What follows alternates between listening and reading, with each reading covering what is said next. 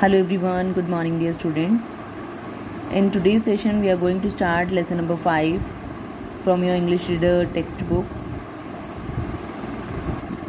The poem Underground is written by the poet James Reeves. And this poem is about the nature and all the activities performed under the soil, the core of the earth. Unlike the green ground and the blue sky, the underground is filled with darkness and the darkness is not void. Okay. Apart from this, I want to tell you a little about the poet of this poem, James Reeves. So, James Reeves was a British writer known for his poetry, plays, and contribution to children's literature. His works include poetry and stories for both adults and children. Okay. So, before starting the poem, let us discuss the keywords of this chapter. Querying. So, querying means, here the meaning of querying is ants digging out mud from the earth. Next is to and fro, means going from one place to another and back. Next is populous. Populous means having many inhabitants. Next, tread. Tread means the sound of the footsteps. Then toil. Toil means to work very hard. Then intrudes. Intrudes means disturb. Then solitude means being alone and peaceful. Then gigantic means, it would be pronounced gigantic. It's not gigantic, it's gigantic. Means very big and huge. Okay. Now let's see the warm-up first. Different animals have different habitats. अलग अलग animals की अलग अलग habits होती हैं. Some animals live under the ground for all or much of the time. So look at the pictures, write the names of the animals marked with the numbers. Here columns are given. You have to identify the animals and write their names in the given column. So do this activity yourself. Okay. Now let's start reading the poem. Read this poem by James Reeves to learn about life under the ground. Ground के नीचे, धरती के नीचे life कैसी होती है, इस बारे में हम इस पोएम में पढ़ेंगे. So in the deep kingdom underground there is no light and little sound. Down below the earth's green floor the rabbit and the mole explore. So here the poet means to say in the deep kingdom, कि उस गहरी underground मतलब कि धरती के नीचे कहीं गहरी जगह पर there is no light and little sound. वहाँ पे धरती के बिल्कुल नीचे डीप अंडरग्राउंड में ना तो कोई लाइट है, रोशनी है, एंड लिटिल साउंड, और कोई आवाज़ भी नहीं है. Down below the earth's green floor. Down below the earth's green floor मतलब धरती के उस ग्रीन फ्लोर के बिल्कुल नीचे the rabbit and the mole explore. Rabbit और मोल, मोल होता है छुछुंदर, रैबिट मतलब खरगोश, और छुछुंदर क्या है, एक्सप्लोर, पाए जाते हैं. इन सबको वहाँ पे देखा जाता है. The next is the querying ants run to and fro. So querying, the meaning of querying is ants digging out mud from the earth. मतलब मड, अर्थ में से मड को, मिट्टी को वो डिग आउट मतलब खोदती हैं. So the quarrying ants run to find and fro. To and fro का मतलब है going from one place to another place and back to the place. So to make their populous empires grow, do they, as I pass overhead, stop in their work to hear my tread. तो जो ants होती हैं, वो ants जो हैं वो deep यहाँ पे इस अंडरग्राउंड में वो क्या कर रही हैं, वो मड को खोद रही हैं, मिट्टी को खोद रही हैं. And run to and fro, एक जगह से दूसरी जगह पे जाती हैं, वापस आती हैं और उसमें उसको खोदना शुरू कर देती हैं. To make their populous empire grow. और वो ऐसा सब कुछ क्यों कर रहे हैं, populous means having many inhabitants, कि वो इन सब चीज़ों में इनहैबिट्स में हैं, और अपने वो एम्पायर को, वो क्या है, वो किस लिए कर रही हैं सब, अपने एम्पायर को ग्रो करने के लिए ये सब कर रही हैं. Do they as I pass over head.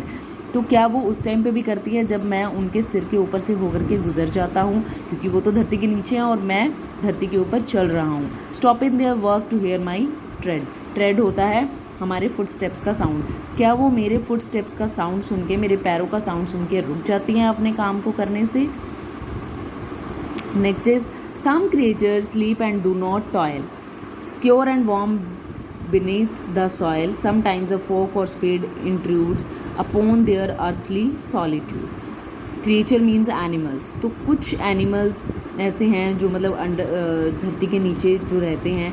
Sleep and do not toil. Toil का मतलब होता है to work very hard. कुछ creatures जो हैं वो मोस्ट ऑफ द टाइम सोते रहते हैं और बिल्कुल भी हार्ड वर्क नहीं करते हैं. Secure and warm beneath the soil. जो नीचे की मिट्टी है वो उनको वार्म रखती है और सिक्योर रखती है. समटाइम्स अ फोक और स्पेड इंट्रूड्स का मतलब होता है डिस्टर्ब.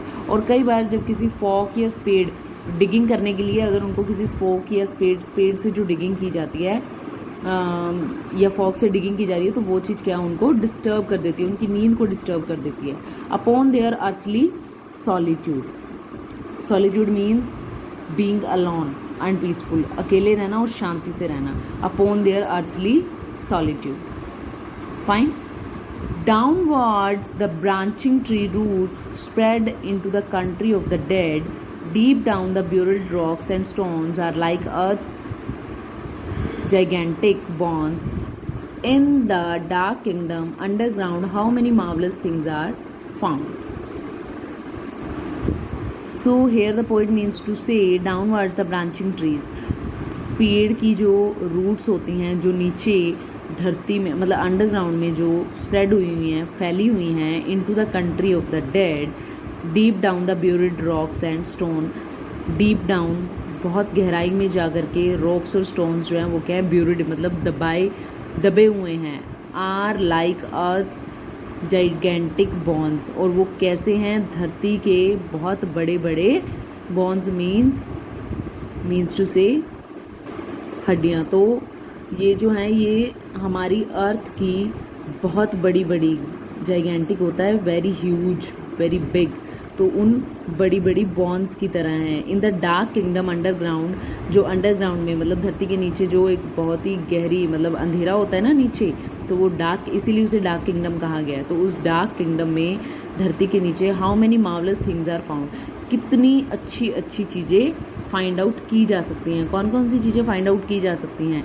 ये जो है ट्रीज़ की जो ब्रांचेस हैं, ट्रीज़ की जो रूट्स हैं वो नीचे स्प्रेड हुई हुई हैं, ठीक है. और जो रॉक्स और स्टोन्स हैं वो भी काफ़ी गहराई तक नीचे दबे हुए हैं. तो इतनी मतलब ये इतनी मार्वलस चीज़ें हैं जो कि हम धरती के नीचे फाइंड आउट कर सकते हैं. So kids, you can see here underground is a poem based on the nature but different in the sense. ये जो पोएम है ये बेस्ड तो नेचर पर है बट काफ़ी हद तक अगर इसकी हम सेंस पर जाएं तो ये काफ़ी डिफरेंट है. Because it describes the activities of life below the soil, कि धरती के नीचे मिट्टी में लाइफ कैसी होती है उस चीज़ को, उन एक्टिविटीज़ को इस पोएम में डिस्क्राइब किया गया है. Okay. While the surface is all green with ample light, the underground is dark and devoid of it. But that doesn't mean it is any less lively than the life on the surface. It is in fact teeming with life, with rabbits and moles turning, explore and burying deep underground like the animals that of the surface hunt and forage for food. So do the ants and other life forms toil for food?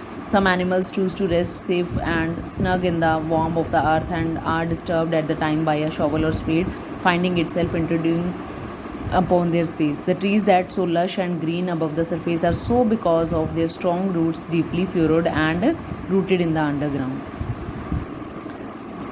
Means to say कि धरती के नीचे रहने वाले जितने भी animals हैं, कुछ है जो बहुत ज़्यादा हार्डवर्क करते हैं और कुछ हैं जो एक पीसफुल लाइफ जीना चाहते हैं, मतलब आराम से सोना पसंद करते हैं. So this was all about the poem. Now bookwork is given in this chapter. Try to solve it yourself. Okay, thank you.